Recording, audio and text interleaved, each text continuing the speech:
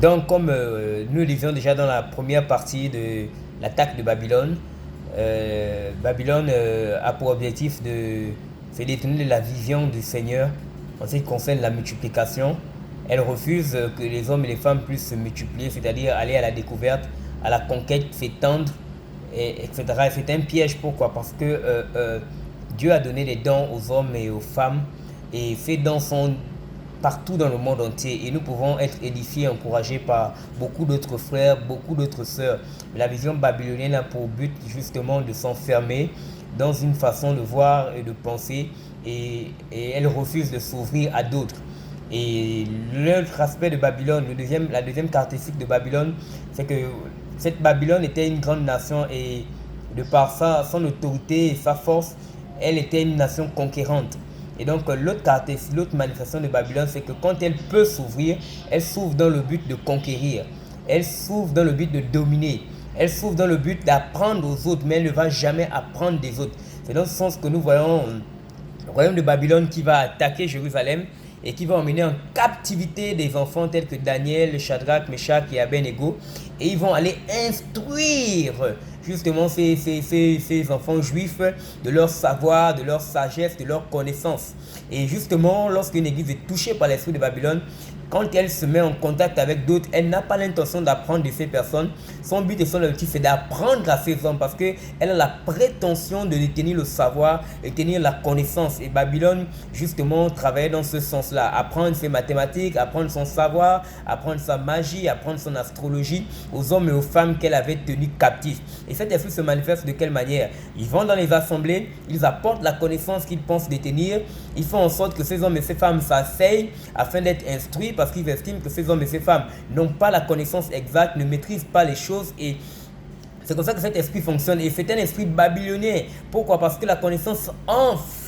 Et elle nous donne une grosse tête, et elle nous empêche de nous laisser instruire aussi par d'autres. Pourtant, nous avons une diversité de dons, une diversité de ministères, et nous ne comprenons pas forcément les choses de la même manière, mais la manière dont l'un voit et la manière dont l'autre voit nous permet d'être équilibrés et de recevoir ainsi tout ce que le Seigneur a permis pour nous. Et donc cet esprit, non, cet esprit ne conçoit pas les choses ainsi. Cet esprit estime qu'elle a apporté, elle a à donner, elle n'a pas à recevoir. Et ça se voit simplement, ils vont dans les assemblées et ils apportent la connaissance qu'ils ont.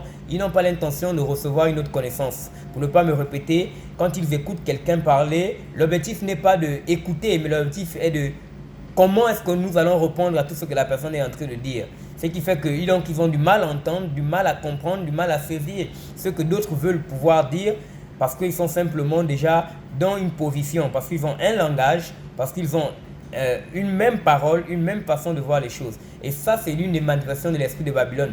Et rappelez-vous que Babylone était la tête d'or. Sur la vision que Nebuchadnezzar a eue, Daniel va interpréter cette vision disant que Babylone était la tête d'or. Et donc, c'était un corps entier. Mais dans ce corps, il y avait plusieurs métaux. Et Babylone avait le métaux le plus précieux, c'est-à-dire l'or. Et donc, cet or était l'orgueil de Babylone. Cet or pouvait représenter la connaissance de Babylone, la grandeur de Babylone. Et justement, à cause de sa tête d'or, Babylone a fini par penser qu'elle était élevé au-dessus de tous les autres. Entre-temps, c'était Dieu qui l'avait élevé. Et quand le roi de Babylone s'est enorgueilli, qu'est-ce qui s'est passé? Dieu va simplement juger le roi de Babylone. Après qu'il ait eu la vision d'un arbre qui était grand et les oiseaux venaient s'abriter sur cet arbre, la Bible déclare que il va se lever un matin et regarder tout ce qu'il avait construit et dire: oh, voici tout ce que j'ai construit. Le Seigneur va frapper va demander aux anges de descendre et de frapper cet arbre, couper cet arbre de telle sorte que cet arbre va être coupé, mais seules les racines vont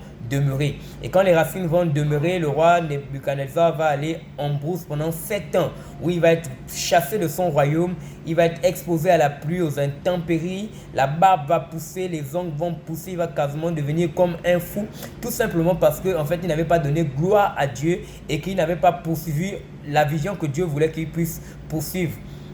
Et par la suite, lorsqu'il va s'humilier, lorsqu'il va reconnaître qu'il avait mal agi, la Bible déclare que Dieu va lui restaurer son royaume. Et donc, frères et sœurs, ce partage a pour but de nous attirer notre attention sur ces différentes manifestations de Babylone qui peuvent être pour nous une occasion de chute. Nous remercions le Seigneur qui a permis que nous puissions échanger cela ensemble. Nous aurons l'occasion de revenir encore sur Babylone et d'aller plus en détail. Merci, que le Seigneur Jésus soit béni.